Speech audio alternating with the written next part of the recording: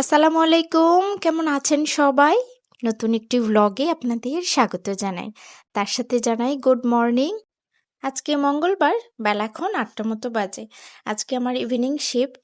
আসলে জানেন, যেদিন আমার ইভিনিং শিফট থাকে সেদিন আমি নিজেকে বলি, শোনো, আজকে যা রান্না করব, যেটা কাজ করতে ইচ্ছে করবে করব, যেটা করতে ইচ্ছে করবে না সেটা করব না। কারণ আমার বেশিরভাগই সপ্তাহে মর্নিং ডিউটি থাকে। যেদিন ইভিনিং ডিউটি থাকে সেদিন আর কোনো কাজকর্মে আমার হাত বসে না, কিচ্ছু করতে ইচ্ছে করে না। তারপরেও যেটুকু আসলে বেসিক ঘরের না কাজ করলেই হয় না সেগুলোই করি। আর নিজেকে বুঝিয়ে দিই, যেটা রান্না করব সেটাই মুখ বুজে খেয়ে নিও, কোনো কিছু মন আর আবদার করো না নতুন কিছু আমি রান্না করতে পারবো না। কারণ বিকাল ডিউটিতে কেমন, দুপুরবেলা ডিউটিতে যেতে আমার একটু কেমন যেন লাগে, অতটা বেশি ভালো লাগে না। আমার মর্নিং শিফটটাই খুব পছন্দ, মর্নিং শিফট আমি করতেই বেশি পছন্দ করি। কিন্তু ঘুম থেকে উঠে বিছানাপত্র ঠিক করা, ঝাড়া, রুমটা ঝাড়ু দেওয়া, এগুলো তো আসলে নিত্যদিনের কাজ বলেন, এগুলো তো না করলে হয় না। তাই ঘুম থেকে উঠে এখন একটু বেলা করেই উঠেছি আজকে, আর এখন বিছানাটা সুন্দর মতো করে ঝেড়ে নিচ্ছি। আসলে মেডিকেল সায়েন্স বলেন আর আমার দাদি, নানি বা মা, চাচিদেরই বলেন, এরা সবসময় বলে ঘুম থেকে উঠে আগে বিছানা ঝেড়ে নিতে হয় মেডিকেল সায়েন্সের অনুযায়ী।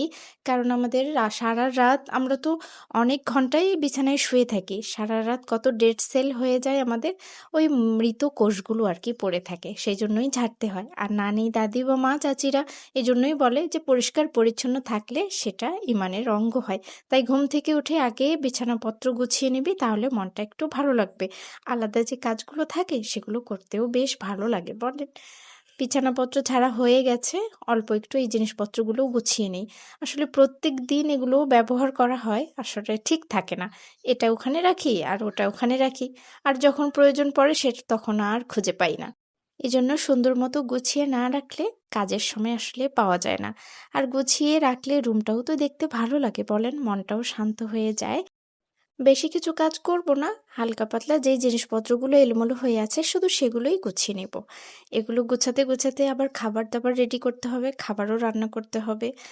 সকালে নাস্তাও করা হয়নি, আজকে একটু বেলা হয়ে গেছে, এজন্য কাজগুলো করতে করতে সময়ও লেগে যাবে।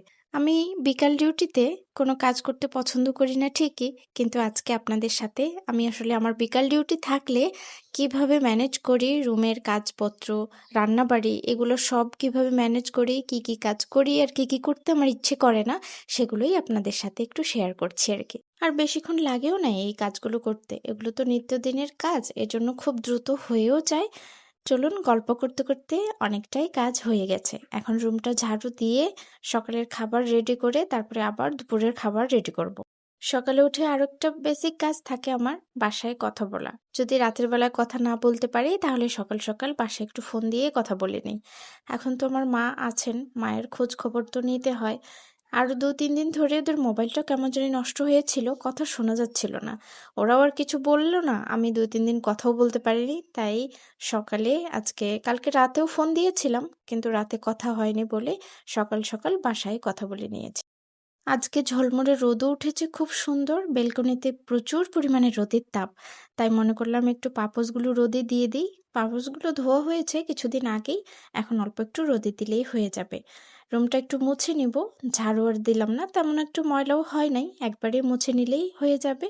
এ তো আপনারা জানেনই, যারা আমরা ওয়ার্কিং ওমেন থাকি তাদের বাসার কাজ ম্যানেজ করা, প্রফেশনাল কাজটা ম্যানেজ করা, দুটোই দায়িত্ব নিতে হয়।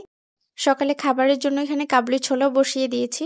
আগে না প্রথমে প্রেসার কুকারে সিটি দিয়ে নিয়েছি, আর এটা কালকে রাতে ভিজিয়ে দিয়েছিলাম, তাই খুব দ্রুত হয়ে যায়, সিদ্ধ হয়ে যায়। এখন একটু কষিয়ে নিলেই হয়ে যাবে রান্না। এটাতে অল্প একটু আলুও দিয়েছি। আলু না দিলে আসলে মাখো মাখো হয় না জানেন, একটু আলু দিলে বেশ মাখো মাখো হয় তরকারিটা, আর টেস্টটাও বেশ বেড়ে যায়। আর হয়েও গেছে কষানোটা অনেক, অল্প একটু গরম মশলা দিয়ে পরেই নামাই নিব।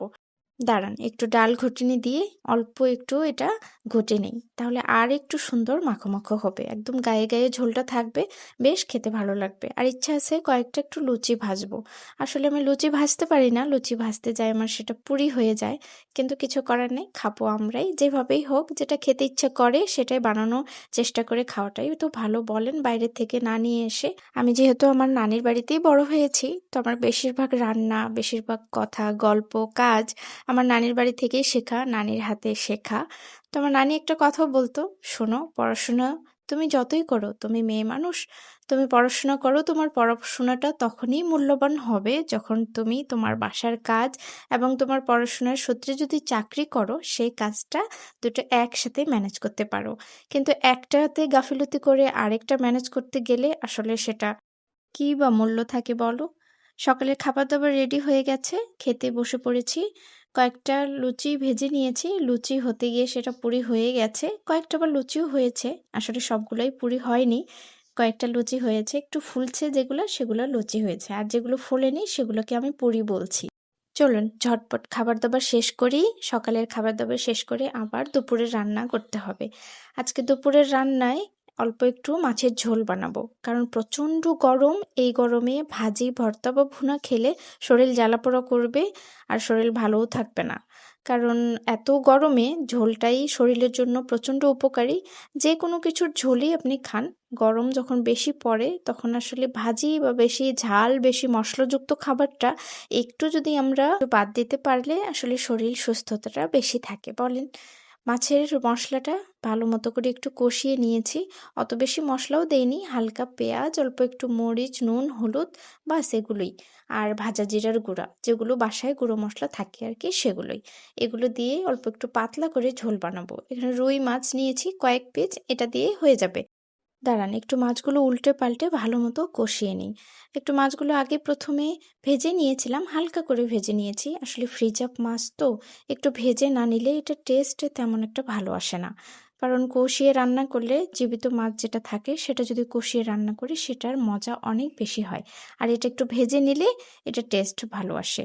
আর অল্প একটু কষিয়ে নিলে এটার ভিতরে নুন, হলুদ, মশলা যেগুলো থাকে সেগুলো ঢুকে যায় ভালো মতো করে। কষিয়ে নিয়ে তারপরে পানি দিয়ে দিব, হয়েই গেছে। আর অল্প একটু নেড়েচেড়ে কষাবো। আমার গ্রামের বাড়িতে বেশিরভাগ মাছ কষিয়েই আমরা রান্না করে খাই, কারণ আমি দেখেছি কষিয়ে রান্না করলে সেটার মজা অনেক বেশি ভালো লাগে। আরও একটা কারণ আছে, কারণ গ্রামের ওখানে নদী বা পুকুর থেকে তুলে তো সাথে সাথেই মাছ বিক্রি করতে নিয়ে আসে, বা নিজেদের যাদের পুকুর থাকে বা বাড়ির পাশে নদী থাকে, আমার বাড়ির পাশে তো বিশাল বড় নদী আছে, সেটা থেকে মাছ ধরে বিক্রি করতে নিয়ে আসে, সেটাই আমরা রান্না করি। সেটা কষিয়ে রান্না করলে দ্বিগুণ স্বাদ হয়। কিন্তু ঢাকা শহরে ফ্রিজ আপ সব কিছু, এখানে কষিয়ে রান্না করা হয় কিন্তু ভেবে চিন্তে, যদি মাছটা জ্যান্ত তরতাজা থাকে তাহলেই। চলুন, হয়ে গেছে মাছটা কষানো সুন্দর মতো করে।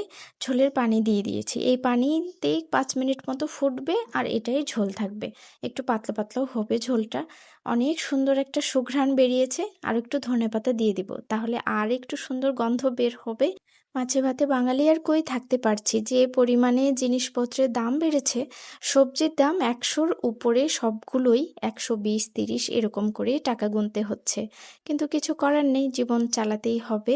ঝোলটা ফুটে গেছে, সুন্দর মতো করে ধনেপাতা দিয়ে দিলাম। ধনেপাতা দিলে ঘ্রাণটা খুব সুন্দর বের হবে। দাঁড়ান, চুলাটা একটু অফ করে দিই, কারণ এর মধ্যেই হয়ে যাবে। ধনেপাতা এখানে ঢেকে দিলেই এটা মজে আসবে, আর বেশিক্ষণ জাল করা লাগবে না। যেটুকু অবশিষ্ট ছিল সেটুকুও দিয়ে দিলাম, নষ্ট করে কি লাভ বলেন। রান্না প্রায় শেষের দিকে, আপনাদের সাথে গল্প করতে করতেই আমার কাজগুলো একদম দ্রুত হয়ে যায়। আসলে আমি বুঝতেও পারি না যে এতগুলো কাজ এই সময়ের মধ্যে আমি করে ফেলছি। চলুন, রান্না প্রায় শেষের দিকে, হয়ে গেছে। বাকি যে টুকটাক কাজকর্মগুলো আছে সেগুলোও শেষ করে ফেলি, কারণ ডিউটির সময় হয়ে এসেছে। গোসল বাকি আছে এখনও, কিছু কাপড় চোপড়ও রয়ে গেছে, সেগুলোও ধুয়ে দেব। বেশি কাজ করব না, কারণ কালকে থেকে কয়েকদিনের ছুটি পাবো। সেই ছুটিতে বাকি যে ভারী ভারী কাজগুলো থাকবে সেগুলো করে নেব। গোসল হয়ে গেছে, এখন কাপড়গুলো এখানে শুকাতে দিয়ে দিই, কারণ রোদ উঠেছে খুব সুন্দর মতো, একদম শুকিয়ে যাবে। ব্যালকনিতে এখন রোদটা চলে গেছে, কিছুক্ষণ আগেও রোদ ছিল। আমার বাসাটা যেমন পুচকে মতো, ব্যালকনিটাও একদম পুচকে মতো। এর মধ্যেই আমার সব কাজকর্ম করতে হয়। আমি গাছ লাগাতেও পছন্দ করি অনেক। কয়েক মাসে টুকটুক করে বেশ কয়েকটা গাছ লাগিয়েছি আমার ছোট্ট মতো ব্যালকনিটাতে। এখানেই কাপড় শুকাতে হয়, এখানেই আমার গাছ লাগানোর ইচ্ছা, সেটা ফুল হোক বা ইনডোর যে গাছগুলো থাকে সেগুলো হোক। এ তো আপনারা জানেনই, ঘরের মধ্যে যদি কয়েকটা গাছ লাগানো থাকে, ফুলের গাছ থাকলে ফুল তো সুঘ্রাণ দেয়। আর যদি ইনডোরের যে গাছগুলো থাকে যেগুলো অক্সিজেন একদম পরিশুদ্ধ করে, সেগুলোতে আমাদের কতটা লাভজনক হই আমরা। কারণ ঢাকা শহরে চারপাশে দূষণ, গাড়ির হর্ন, আওয়াজ, কালো ধোঁয়া এগুলোতেই সব মজে থাকে। এবং বাসার ডিজাইনগুলো এরকম থাকে যে রান্নাঘরের রান্নার গন্ধটা যে বের হবে সেটারও সিস্টেম থাকে না। তো এই জন্য গাছগুলো খুব উপকার হয়। চারদিকের যত বিষাক্ত বাতাস থাকে সেগুলো ওরা একদম শোষণ করে নেয় আর আমাদেরকে দেয় একদম নিঃস্বার্থভাবে সতেজ নিঃশ্বাস, যেটা অক্সিজেন আমরা নেই সেটা। প্রায় হয়ে গেছে কাপড় মেলে দেওয়া, আর কয়েকটা বাকি আছে। খাবার দাবার শেষ করে এবার ডিউটিতেও তো বের হতে হবে, অনেকটা বেলা হয়ে গেল, না হলে আবার দেরি হয়ে যাবে। কারণ আমরা যারা ইভিনিং শিফটে থাকি, মর্নিং শিফটদের হ্যান্ডওভার নিয়ে ছাড়তে হয়। যারা মর্নিং শিফটে থাকে তাদের তো একটু মনটা এরকম হয় যে 2টার মধ্যেই যদি চলে আসে তাহলে আমি তাড়াতাড়ি বাড়ি যেতে পারবো।